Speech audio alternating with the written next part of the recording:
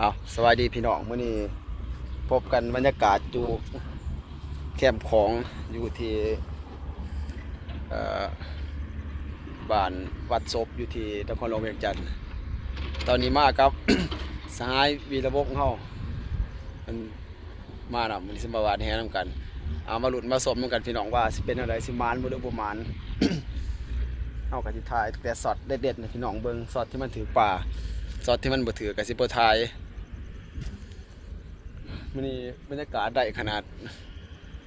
ก็บ่แดดปานใดพี่น้องเลยก็โอเคอยู่ในบ้านหมู่ว่าสิมานหรือบ่มานมาลุ้นนำกันเอาติดตามพี่น้องบาทสุดท้ายท้ายสุดเบิงว่าจะหมานอยู่บ่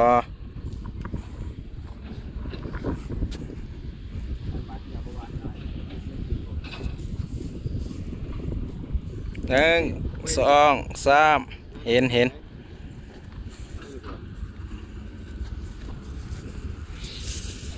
ว้าว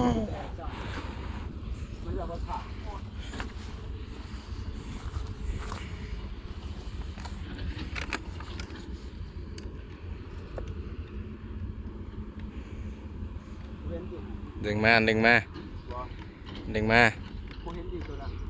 บ่เห็นละ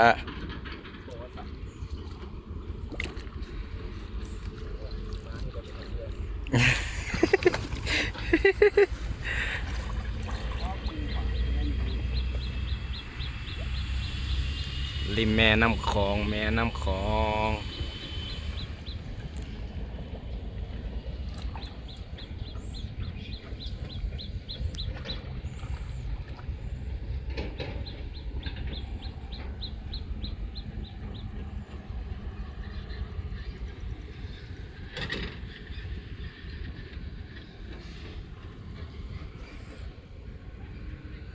มุดห้องสาระ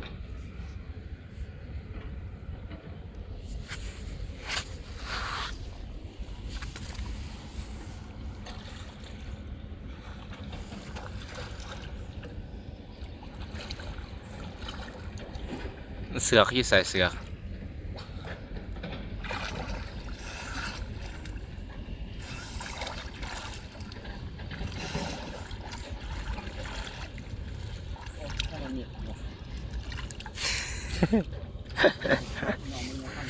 บาทสุดท้ายสุดก็ว่ามิดซอยม้อย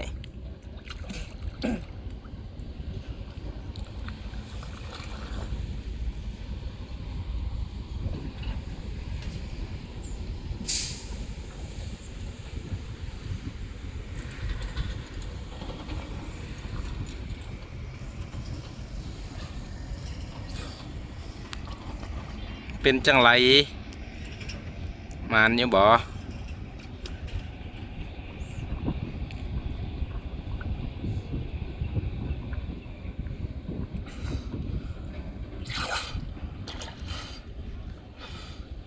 มาลุ้นนะว่าลุ้น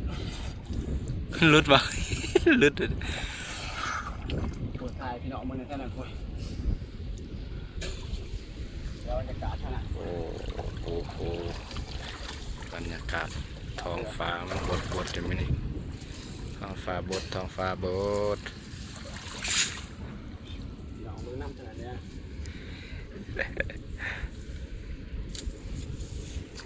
โอ้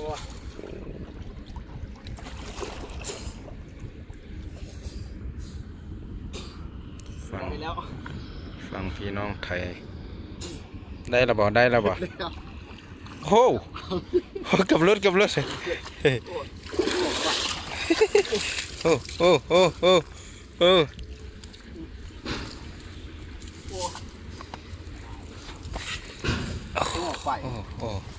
โอ้ยมันคือแดงครึ่งวะมันตัวแดงวะเห็ดแล้วแดงแล้ว